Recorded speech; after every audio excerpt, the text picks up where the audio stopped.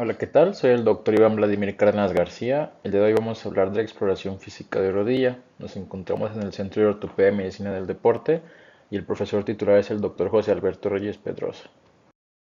Como sabemos, la patología de la rodilla es un trastorno muy frecuente.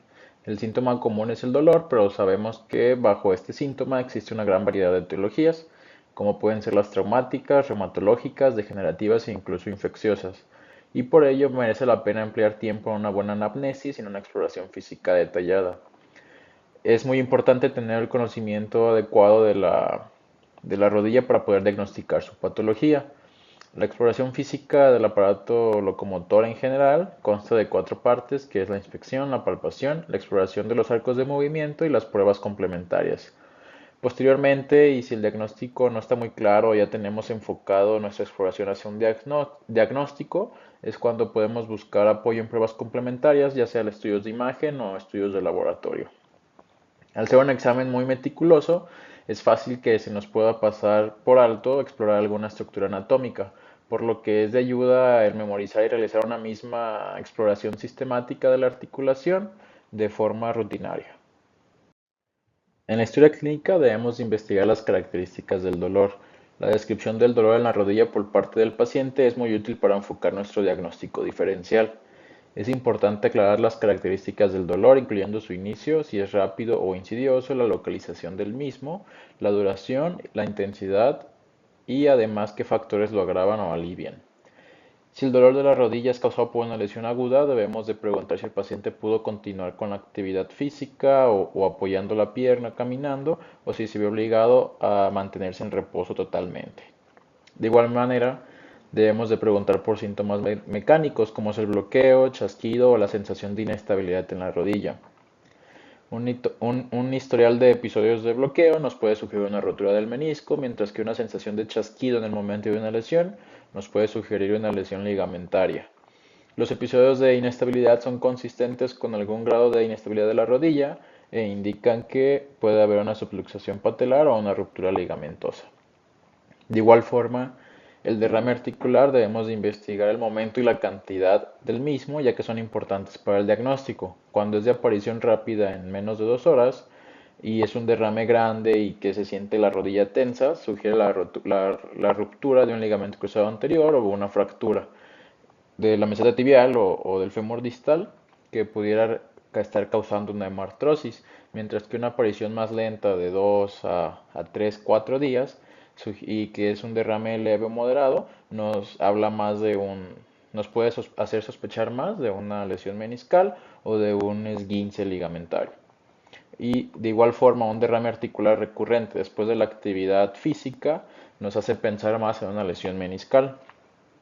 También tenemos que preguntar el mecanismo de lesión e interrogar al paciente sobre los detalles específicos de la lesión, ya que el mecanismo de la lesión nos puede orientar a las estructuras afectadas, así como si fue de alto o bajo impacto para saber la gravedad de las lesiones. Y también tenemos que tener en cuenta que los mecanismos de lesión combinados pueden afectar a múltiples estructuras. También preguntar por el historial médico, ya que es importante conocer lesiones o cirugías previas en la rodilla. Y debemos de preguntar al paciente sobre intentos previos para tratar el dolor de la rodilla, lo que incluye medicamentos, dispositivos de reposo o fisioterapia. Y también debemos de preguntar al paciente si tiene alguna enfermedad reumatológica como la pseudogota, artritis reumatoide, gota o alguna enfermedad degenerativa articular. Pasando ya a la inspección, debemos de ver primero al paciente en bipedestación y observar su marcha y la existencia de alteración en los ejes, ya sea tanto en el plano antero-posterior, como es el genu varo o el genu valgo, y también en el plano lateral, puede ser un flexo o recurvatum. Y posteriormente, ya con el paciente en la camilla, vamos a buscar los signos clásicos de inflamación, como son el calor, el rubor y las tumoraciones. De igual forma debemos de buscar cicatrices, hematomas o atrofias musculares. Y para observar la existencia de tumefacciones tenemos que visualizar su tamaño y la localización, ya que estas nos ayudan a irnos decantando hacia un diagnóstico. Por ejemplo, una tumefacción que esté limitada en la rodilla nos puede hacer sospechar de una hemartrosis o un derrame articular, pero si este ya sobrepasa los límites de la articulación, podemos pensar en una tumoración de tejidos blandos, en una infección o un traumatismo de alta energía. También existen algunas tumefacciones localizadas, como puede ser una bursitis de la zona perrotuliana o de la zona infrarrotuliana. Igual en la en la interlínea articular podemos sentir alguna tumoración que corresponda a un quiste meniscal. Para valorar la atrofia del cuádriceps, debemos de pedir al paciente que acostado intente empujar la camilla hacia abajo con las piernas mientras palpamos el tono muscular. También para hacer un examen selectivo del vasto medial, que es el primero de los que se llega a atrofiar, en la misma posición en supino, pedimos al paciente que además flexione y haga una inversión del tobillo para evaluar de mejor forma el vasto medial. Y si existen dudas, pues debemos de medir el diámetro de los músculos con una cinta métrica. También debemos de evaluar el apoyo monopodálico para observar alguna desviación en valgo o en varo. Pasando a la palpación, de igual forma esta debe de ser exhaustiva y buscando puntos gatillo o puntos dolorosos, además de cambios de temperatura. Para ello debemos de tener un conocimiento anatómico preciso. Lo primero que debemos de realizar es evaluar la posible presencia de algún derrame articular y después ir palpando toda la línea articular, la cual puede ser dolorosa en meniscopatías o en rupturas de los ligamentos colaterales. También debemos de palpar toda la longitud de los ligamentos colaterales, la tuberosidad tibial anterior, ya que esta puede estar más sensible en un Osgood-Schlatter, que es común en los pacientes jóvenes, y también puede ser doloroso en las avulsiones o en lesiones del tendón rotuliano. También debemos de palpar el polo inferior de la rótula, el tendón rotuliano, los cóndilos femorales y la pata de ganso, que es donde se insertan los músculos artores, el semimembranoso y el semitendinoso, que está ubicada en la parte medial del polo superior de la tibia y es una zona muy frecuente de tendinitis. Para los arcos de movimiento tenemos que explorar tanto la movilidad activa como la pasiva. Los valores normales son de -3 a 0 grados en la extensión y es importante recordar que en las niñas pueden tener un geno recurvatum fisiológico. La existencia de un bloqueo rígido nos puede hacer pensar en una gonartrosis y un bloqueo elástico. Esto se refiere a un bloqueo que podamos nosotros extender todavía aún más pasivamente. Nos hace pensar más en una meniscopatía. También podemos intentar introducir la mano entre el hueco popliteo y la camilla, y si lo logramos, esto nos habla de que la rodilla presenta una flexión de aproximadamente 5 a 10 grados, lo cual es difícil de distinguir muchas veces clínicamente. Por otro lado, también los grados de flexión más frecuentes son de 135 a 140 grados, y el derrame articular y la artritis son las patologías que con más frecuencia limitan la flexión. De igual forma es muy importante que evaluemos el estado neurovascular. El nervio obturador es el que nos va a dar la sensibilidad en el muslo medial, además de que nos permite hacer la abducción del muslo. El femoral nos va a permitir hacer la extensión de la rodilla, además de que nos va a dar la sensibilidad en la región anterior del muslo. El ciático nos permite la flexión de la rodilla y nos da la sensibilidad en la pantorrilla, principalmente en la zona posterolateral. El peroneo nos permite hacer una extensión de los dedos del pie, además de que sensitivamente está encargada de la región dorsal del pie. El tibial está encargado sensitivamente de la región plantar y es el que nos permite la flexión de los dedos del pie. También es importante evaluar los pulsos, como es el popliteo, el tibial posterior y el dorsal. En cuanto a las pruebas especiales, para que sea más fácil su comprensión, las podemos englobar en tres categorías. La primera, la de la patología patelofemoral o rotuliana, la segunda, la de inestabilidad ligamentaria y la tercera, meniscopatías. Para la articulación patelofemoral, en primer lugar debemos de comparar las dos rodillas, observando si existe alguna lateralización o una implantación alta de la rótula, la cual tiende a luxar y a causar dolor femoropatelar. Y posteriormente vamos a palpar el hueso en toda su extensión para buscar algún punto de dolor.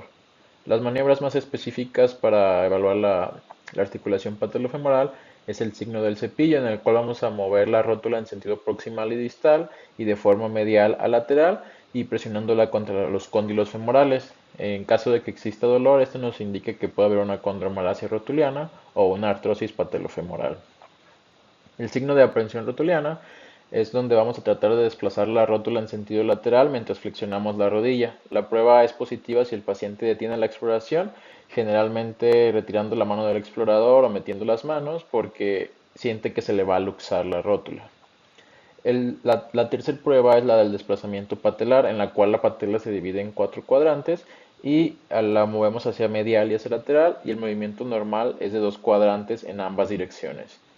De igual forma se deben de palpar las facetas superiores e inferiores, además de evaluar el mecanismo extensor en posición supina, elevando la pierna en extensión completa. Si no es posible lograr la extensión completa de la pierna en posición supina, nos da sospecha de alguna lesión del tendón del cuádriceps o del tendón patelar. Para las pruebas de inestabilidad ligamentaria en cuanto se refiere al ligamento cruzado anterior, está la de Lachman, el cajón anterior y pivot shift. La de Lachman es la que es más sensible para evaluar la ruptura del ligamento cruzado anterior, y esta la dividen en tres grados. El grado 1 es cuando tiene una traslación de 5 milímetros, menor de 5 milímetros, perdón. El grado 2 es cuando es de 5 a 10 milímetros, y el grado 3 es cuando tiene una traslación mayor de 10 milímetros. En cuanto al ligamento cruzado posterior, el cajón posterior tiene una sensibilidad y especificidad del 90 y 99% respectivamente. La prueba de Godfrey o el signo del hundimiento posterior es muy útil, en la cual vamos a colocar al paciente en decúbito supino con la flexión de caderas a 45 grados y las rodillas a 90 grados. Y al observar las rodillas de forma lateral, vamos a observar el hundimiento de una de ellas, que es positivo en caso de que presente lesión del ligamento cruzado posterior.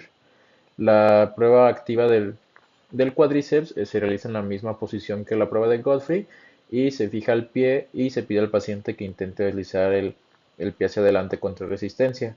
En caso de presentar la rotura del ligamento cruzado posterior, la tibia se hunde posteriormente antes de la contracción y se recolocará en su posición normal debido a la contracción del cuádriceps, y esta tiene una sensibilidad y especificidad del 98 y del 86%. De igual forma, el dial test, si se demuestra una simetría mayor de 10 grados a la rotación externa, a 30 y a 90 grados de flexión, consiste en lesión del ligamento cruzado posterior y la esquina posterolateral. Sin embargo, si únicamente presenta una simetría de 30 grados, habla de lesión aislada de la esquina posterolateral. Para el ligamento colateral lateral, para palpar toda la longitud del ligamento, debemos de poner la pierna en una posición de 4 de la rodilla para poder valorar su integridad y tocar toda la extensión del mismo. También tenemos que realizar el bostezo lateral de 30 grados de flexión y posteriormente en extensión completa. Si únicamente presenta bostezo 30 grados de flexión, es indicativo de que la lesión aislada del ligamento colateral lateral. En cambio, si presenta bostezo en flexión y en extensión, nos debe de hacer sospechar de una lesión de la esquina posterolateral. Las pruebas específicas para la esquina posterolateral son la prueba de estrés en varo 0 y 30 grados de flexión, comparada con la pierna contralateral. En caso de tener un aumento del gap en varo a 0 grados, es indicativo de una lesión de la esquina posterolateral y uno o los dos ligamentos cruzados. Un aumento solo a 30 grados de flexión es indicativo de una lesión aislada de la esquina posterolateral. De igual forma, el test de recurvatum de rotación externa de Hookstone se realiza estabilizando el muslo distal del paciente en posición supina con una mano, mientras que con la otra levantamos la pierna por el dedo gordo del pie del paciente. Y si resulta en una hiperextensión en comparación con el lado contralateral, es positivo para una lesión de la esquina posterolateral. El test de Dial se realiza con el paciente en posición prona y se realiza rotación externa del pie a 30 y a 90 grados de flexión de la rodilla. Debemos de medir el ángulo muslo-pie y compararlo con el lado contralateral. Un aumento de este ángulo de 10 a 15 grados de rotación externa a 30 grados de flexión de la rodilla es indicativo de una lesión aislada del ligamento cruzado posterior. Más si tuviera a 90 grados, 10 a 15 grados más de rotación externa, es indicativo de una lesión combinada del ligamento cruzado posterior y de la esquina posterolateral. En caso de que sea una lesión ya muy crónica, debemos de prestar atención específica a la alineación de la extremidad inferior que soporta el peso del paciente para buscar si colapsa o no en varo. Además de la marcha del paciente, se debe de observar cuidadosamente en busca del patrón de marcha en varo o varos thrust. Esta se puede observar una caída posterior y una hiperextensión en el pico de la zancada en la pierna que no soporta el peso si el ligamento cruzado posterior está lesionado. La marcha en bar struts se da porque las estructuras del sostén lateral que actúan como una banda de tensión para contrarrestar la apertura articular externa durante la fase de apoyo monopodal, se comienza a elongar progresivamente, produciendo un círculo vicioso de progresión de la inestabilidad. Para el ligamento colateral medial debemos realizar pruebas de estrés en valgo a 30 grados de flexión y con extensión completa, ya que la extensión completa, el ligamento cruzado posterior y la cápsula posterior contribuyen en cierta parte a la estabilidad, por lo que si es positiva a 0 grados de flexión, es probable que sea una lesión multiligamentaria. También es importante descartar lesiones asociadas y se clasifica la lesión del ligamento colateral medial en comparación con la pierna contralateral, dependiendo de la apertura que presente del gap en la maniobra. Si es de 1 a 4 milímetros es grado 1, un grado 2 sería de 5 a 9 milímetros y un grado 3 es mayor de 10 milímetros.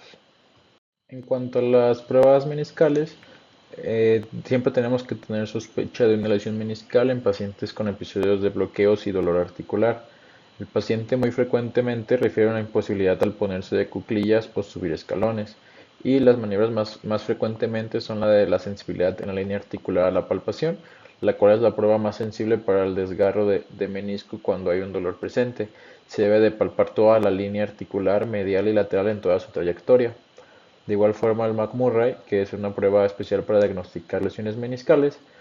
En esta tenemos que hacer una rotación sistémica de la rodilla por parte del explorador y es positiva cuando hay un clic o un chasquido o dolor en la rodilla al rotarla.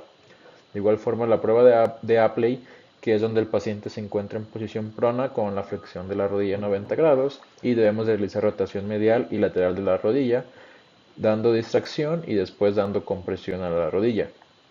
Un desgarro meniscal se diagnosticaría cuando hay una disminución de la rotación asociada con una rodilla más dolorosa al rotarla y comprimirla.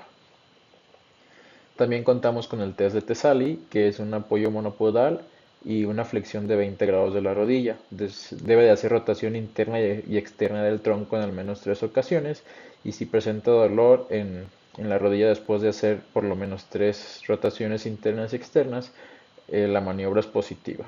En cuanto a los estudios complementarios para ver si necesitamos tomar radiografías o no, existen las reglas de Ottawa de rodilla, las cuales fueron derivadas y validadas por primera vez en Ottawa, Canadá, con el objetivo de reducir la cantidad de radiografías innecesarias que se solicitaban después de un trauma en la rodilla, pero sin comprometer la atención al paciente. Las reglas son estas que están aquí en la tabla, en la cual si tiene una edad mayor de 55 años o sensibilidad en la cabeza del peroné o una sensibilidad aislada en la patela, incapacidad para la flexión mayor de 90 grados o una incapacidad para la carga. Esto definido como una inhabilidad de caminar 4 pasos, aunque sea cojeando o con dificultad, se debe de tomar una radiografía. Los pacientes que no cumplen con estos predictores de fractura de Ottawa tienen una probabilidad muy baja de tener fracturas clínicamente significativas y pueden posponer las radiografías de rodilla de una manera segura. En caso de que se requieran las radiografías, se debe de solicitar 3 proyecciones, por lo menos, que es la AP, la lateral y la de Merchant. En cuanto a estudios de laboratorio, si tenemos la presencia de calor, una sensibilidad muy extrema, una hinchazón dolorosa y dolor marcado con incluso rangos de movimiento muy leves en la articulación de la rodilla, nos puede hacer sospechar de una artritis séptica o una artritis inflamatoria aguda. Además de obtener un hemograma completo con un diferencial y una velocidad de sedimentación globular, se debe de realizar una artrocentesis. El líquido articular se debe de enviar a un laboratorio para un conteo celular con diferencial, medir las glucosas y las proteínas, realizar un cultivo y sensibilidad bacteriana y microscopía con luz polarizada para cristales. Debido a que una rodilla hinchada, tensa y dolorosa puede presentar una imagen clínica poco clara, la artrocentesis puede llegar a ser necesaria para diferenciar una efusión simple de martrosis o de una fractura osteocondral oculta, ya que una efusión articular simple produce un líquido claro y de color amarillo, amarillo paja, como en un esguince de rodilla o una lesión crónica del menisco. La hemartrosis es causada ya sea por un desgarro del ligamento cruzado, anterior o posterior, por una fractura o de forma menos común, un desgarro agudo de la parte externa del menisco. Una fractura osteocondral de igual forma causa hemartrosis, pero a diferencia de las fracturas. En este caso se observan glóbulos de grasa observados en la aspiración. En cuanto a otros exámenes de gabinete que podemos solicitar, estos van a depender de nuestra sospecha diagnóstica basada en nuestra clínica. Si tenemos sospecha de alguna inestabilidad ligamentaria, podemos pedir una resonancia magnética. En caso de tener la duda de alguna fractura podemos pedir una tomografía. Y si queremos comprobar una tendinitis de la pata de ganso, podríamos realizar un ultrasonido. Pero primeramente debemos de hacer nuestra exploración física detallada para después orientar nuestro diagnóstico con los estudios que creamos pertinentes. Es muy importante en las conclusiones mencionar que en pacientes que refieren dolores en la rodilla pero que no tienen ninguna concordancia clínica, explorar la cadera también es muy importante, ya que es frecuente que pueda haber dolor referido desde la cadera hasta la rodilla y viceversa. La exploración clínica de la rodilla es fundamental, ya que permite obtener información crucial para el diagnóstico y el manejo adecuado de diversas patologías, además de orientarnos a pedir pruebas complementarias de gabinete en caso de ser necesaria.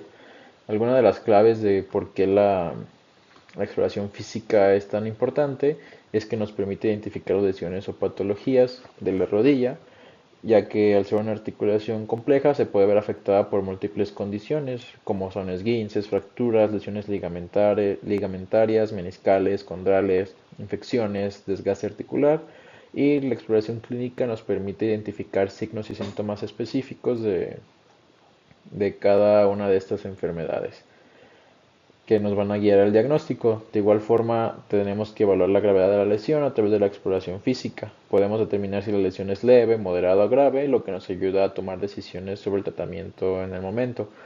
Por ejemplo, en caso de rupturas de ligamento o en fracturas que puedan requerir cirugía, mientras que en los esguinces o en lesiones menores podrían manejarse con reposo y rehabilitación.